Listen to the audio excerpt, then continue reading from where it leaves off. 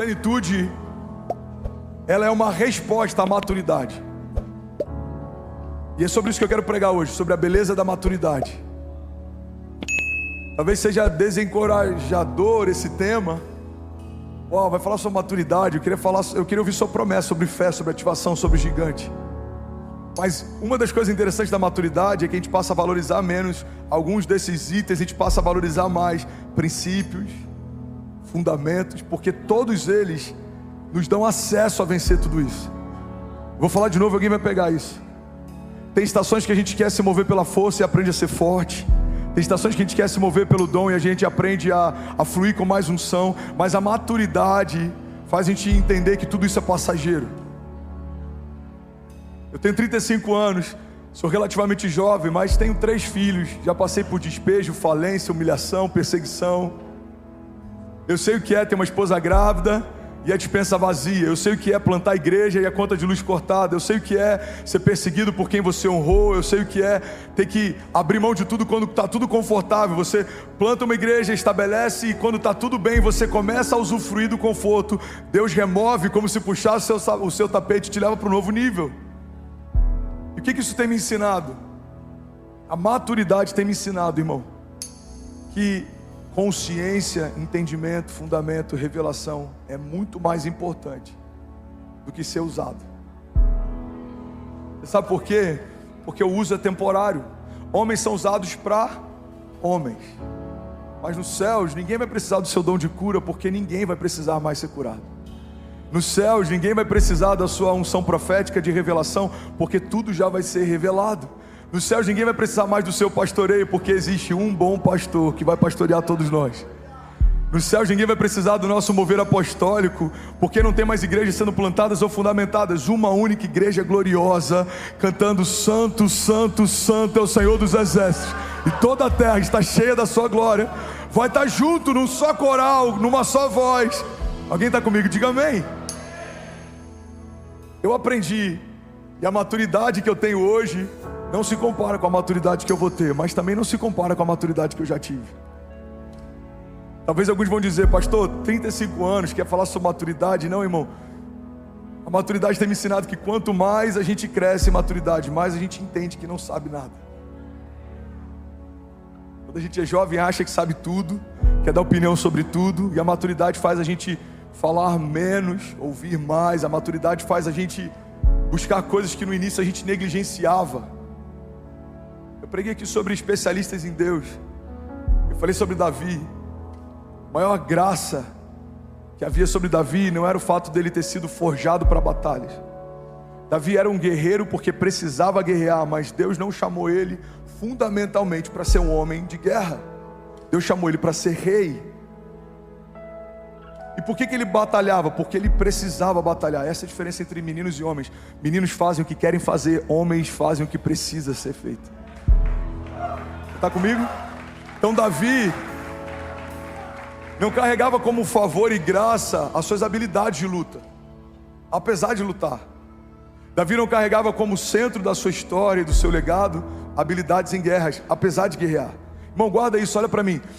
Você vai ter características que vão ser formas de Deus te usar, mas não é sobre isso que se resume a sua história.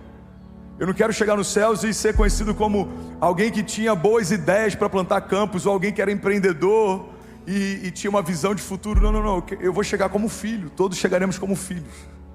O que a gente faz vai trazer para nós galardão, mas quem a gente é o que importa. Você está comigo? Diga amém. Então não se perde. Eu vou abrir alguns parênteses, mas a gente vai voltando para a linha de raciocínio e vai dar tudo certo, amém? Então qual que era a graça de Davi? Não era o que ele fazia, embora o que ele fazia apontava para o que ele era. As duas coisas não caminham separados. Pedro pescava peixes, Jesus chama ele para pescar homens. É a mesma dinâmica, mas agora de uma forma diferente. Pedro inclusive vive algo interessante, porque todos nós que pastoreamos precisamos ser antes uma ovelha, amém? O salmista entendeu isso. Davi, ele era pastor, mas ele aprendeu a ser ovelha. Ele diz: o Senhor é o meu pastor e de nada eu terei falta. Todo pastor precisa ser ovelha. Eu vi isso de um amigo numa mesa e isso explodiu a minha cabeça. Ele falou: você sabia que Pedro, antes de ser pescador, ele se tornou peixe? Eu falei: irmão, que heresia é essa? Pedro virou peixe. Ele falou: lembra daquele dia que ele afundou? Ele está dentro da água. Então Jesus estende as mãos e tira ele do mar e traz ele para fora. Para ele se tornar um pescador de homens, alguém precisou pescá-lo também. Todas as vezes que Pedro pescasse um homem, trazendo o melhor dele para fora, ele estava fazendo o que fizeram com ele um dia que ele estava afundando. Então qual que era a graça de Davi? A graça de Davi é que Davi se tornou um especialista em Deus. Quantas vezes eu já preguei, inclusive, a partir desse entendimento, de que as ursas e os leões fizeram Davi se tornar preparado para aquela batalha. Irmão, isso é muito pouco em relação ao que aconteceu naquele dia. Isso é entender que o José Aldo também poderia ter derrubado aquele gigante, ou o Anderson Silva poderia ter derrubado aquele gigante. Para pensar. Muitas vezes, sem perceber, a gente pega a história de Davi e acha que o mais glorioso que aconteceu naquele dia é o fato dele ter sido preparado para um grande dia em que as habilidades de luta dele fizeram ele vencer. Irmão, se a gente entende assim, a gente tira a glória de Deus da história. Pastor, então por que a Bíblia diz que ele foi preparado com ursas e leões para aquele dia? Não é sobre vencer lutas, ele foi ensinado e ele aprendeu a confiar em Deus. Por que ele cresceu enfrentando ursas e leões? Porque ele confiou em Deus para vencer uma ursa, ele confiou em Deus para vencer um leão, ele confiou em Deus para vencer o gigante. Davi não se tornou um lutador extraordinário necessariamente. A glória do legado de Davi é que ele se tornou um especialista em Deus. Eu lembro do que Deus fez no passado, eu sei que Deus vai fazer hoje. Eu lembro do Deus que me livrou no passado, eu sei que Deus vai me livrar hoje. Alguém está comigo? Diga amém. Você quer um exemplo claro disso? Saul. Se a habilidade de vencer fosse a característica principal do ministério de Davi, ele teria matado Saul. E a gente diria: olha, ele matou ursas, leões, gigantes e Saul. Faz sentido? Foi um novo nível de perseguição. Quando pastoreava, animais perseguiam o rebanho. Uau, isso é muito forte, irmão, pega isso. Quando ele pastoreava, o nível de perseguição eram animais perseguindo o rebanho. Quando ele vai para uma escala maior, uma patente maior, agora são gigantes perseguindo o exército do Deus vivo. Mas e quando ele recebe a unção de rei? Agora são reis perseguindo ele. Para cada nova patente que você recebe, novas patentes de retaliação vão tentar parar você. Porque no início te paravam com animais, ou pelo menos tentavam, depois com gigantes. Mas se você assumiu a estatura de rei, reis vão te perseguir. Faz sentido sim ou não? Então a maturidade, irmão, faz, em primeiro lugar, a gente entender que não é sobre a força de Davi, é sobre o Deus de Davi. Não é sobre a habilidade de lutar de Davi, é sobre a habilidade de confiar de Davi.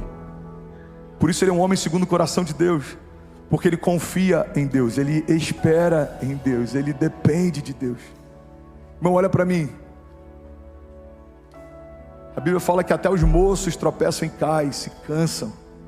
Mas aqueles que esperam no Senhor, aqueles que confiam no Senhor, voam alto como águias.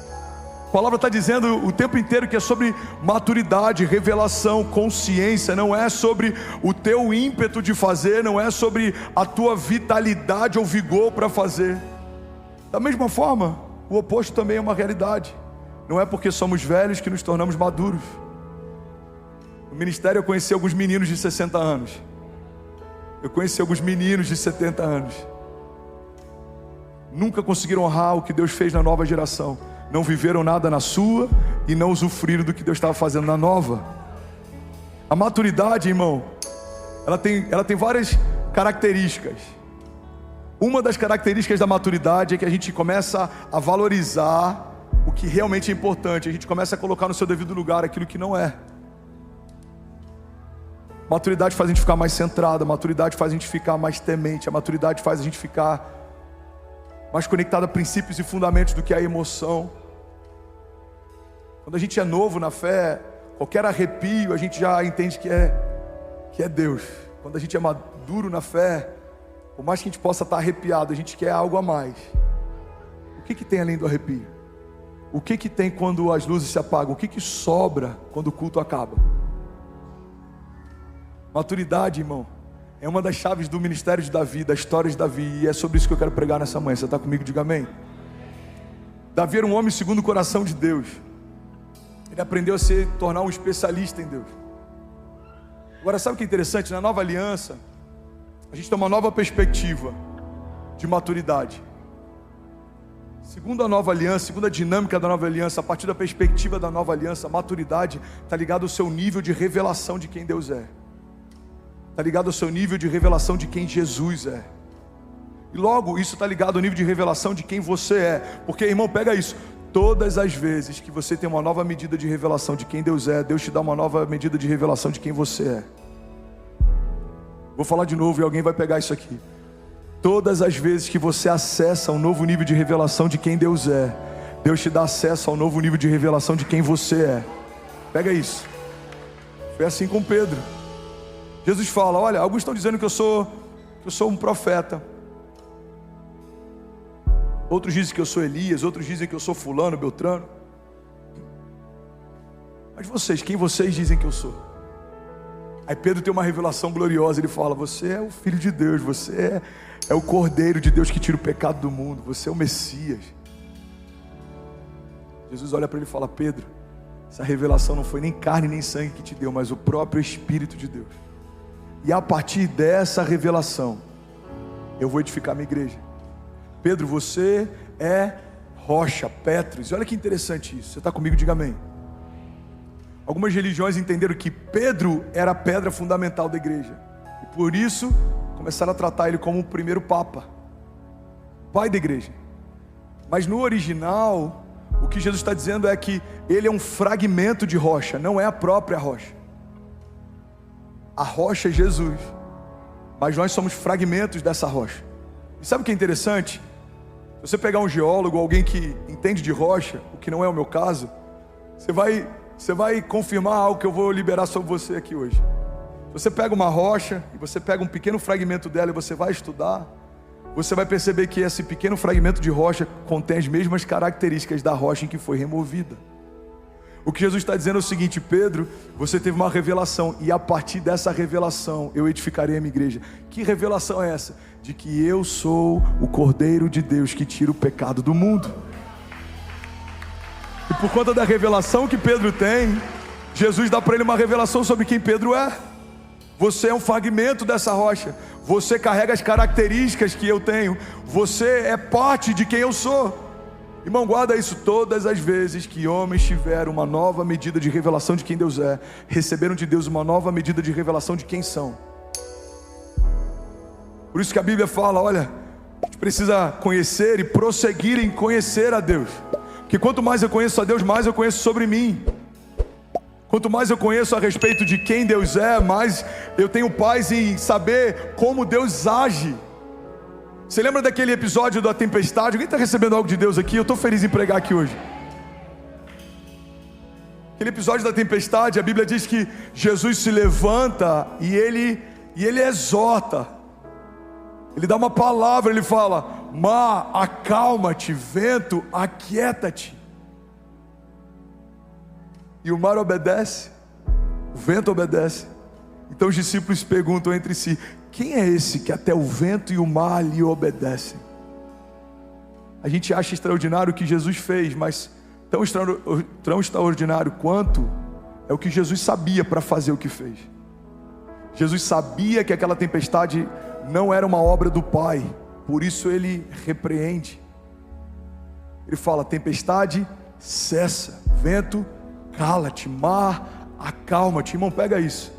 Jesus jamais repreenderia algo que o próprio Pai fez. Logo, Jesus sabia o que não era do Pai, e por isso ele sabia o que era do Pai. Irmão, olha para mim, tem muita gente abraçando propostas, achando que são promessas. Tem muita gente celebrando filhos da precipitação, achando que são filhos da promessa. Deus te promete algo, você tenta dar um jeitinho, você faz algo parecido. Qual que é o problema? Aquilo que parece com o que Deus te prometeu, não é o que Deus te prometeu. A porta que parece com a porta que Deus prometeu, não é a porta que Deus prometeu. Pastor, como que eu vou saber? Com maturidade, Conhecer e prosseguir em conhecer. Quanto mais eu conheço, mais eu sei quando é a voz dele e quando não é, o que ele faz e o que ele não faz, quando é Deus me chamando e quando não é Deus me chamando, quando é Deus abrindo e quando não é Deus abrindo, quando é uma proposta e quando é uma promessa. Você está comigo? Diga amém.